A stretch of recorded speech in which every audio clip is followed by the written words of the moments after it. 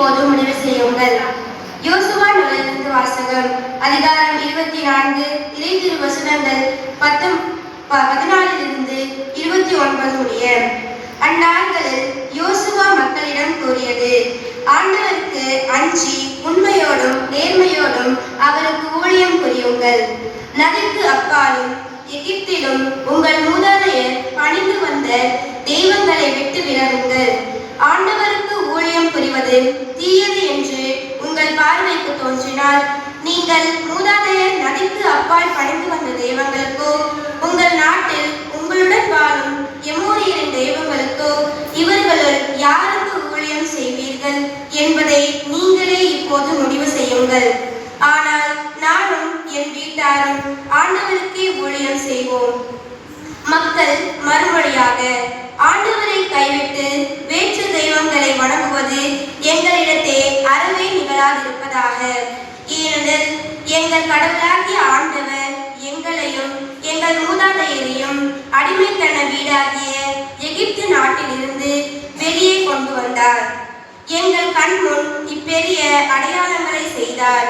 நாங்கள் நடந்து வந்த எல்லா வழிகளிலும், நாங்கள் கடந்து வந்த மக்களிடையிலும் எங்களை காத்தருளினார். ஆண்டவர் எல்லா மக்களையும் இந்நாட்டில் வாழ்ந்த எமோரையும் எங்கள் முன்னிருந்து விரட்டினார். நாங்களும் ஆண்டவருக்கு ஊழியம் புரிவோம், ஏனெனில் அவரே எங்கள் கடவுள் என்றனர். யோசுவா மக்களிடம்: உங்களால் ஆண்டவருக்கு ஊழியம் செய்ய இயலாது, ஏனெனில் அவர் தூய கடவுள். அவர் வேற்று தெய்வ வழிபாட்டை சகிக்காத கடவுள். உங்கள் குற்றங்களையும் பாவங்களையும் அவர் மன்னிக்க மாட்டார். ஆனால் நீங்கள் ஆண்டவரை கைவிட்டு வேற்று தெய்வங்களை வணங்கினால் அவர் மீண்டும் உங்களுக்கு தீங்கு செய்வார். உங்களுக்கு நன்மை செய்த அவர் உங்களை அழித்து விடுவார் என்றார்.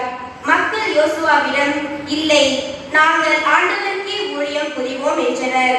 யோசுவா மக்களிடம்: ஆண்டவருக்கு ஊழியம் செய்ய அவரை நீங்களே தெரிந்து கொண்டீர்கள் என்பதற்கு நீங்களே சாட்சிகள் என்றார். அவர்கள் நாங்களே சாட்சிகள் என்றனர். இப்பொழுது உங்கள் நடுவில் உள்ள வேற்று தெய்வங்களை விலக்கிவிடுங்கள். இஸ்ரேலின் கடவுளாகிய ஆண்டவரிடம் உங்கள் இதயங்களை திருப்புங்கள் என்றார். மக்கள் யோசுவாவிடம்: எங்கள் கடவுளாகிய ஆண்டவருக்கு நாங்கள் ஊழியம் புரிவோம், அவரது குரலுக்கு கீழ்ப்படிவோம் என்றனர். அன்று யோசுவா மக்களுக்காக உடன்படிக்கை செய்தார். செக்கேமில் அவர் அவர்களுக்கு விதிமுறைகளையும் ஒழுங்குகளையும் கொடுத்தார். யோசுவா இவ்வார்த்தைகளை கடவுளின் திருச்சட்ட நூலில் எழுதினார். ஒரு பெரும் கல்லை எடுத்து அதை ஆண்டவரின் திருத்தலத்தில் ஒரு கருவாழை மரத்தின் கீழ் நாட்டினார்.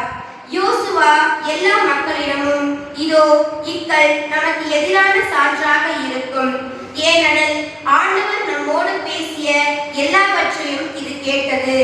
நீங்கள் உங்கள் கடவுளை ஏற்றுக்கொள்ள மறுத்தால் இது உங்களுக்கு எதிரான சான்றாக இருக்கும் என்றார். யோசுவா மக்களை அவரவர் உரிமை சொத்தாகிய பகுதிகளுக்கு அனுப்பி வைத்தார். இந்நிகழ்ச்சிக்கு பின் நூனின் மகனும் ஆண்டவரின் ஊழியருமாகிய யோசுவா இறந்தார். அவருக்கு வயது 110. இது ஆண்டவர் வழங்கும் அருள்வாக்கு.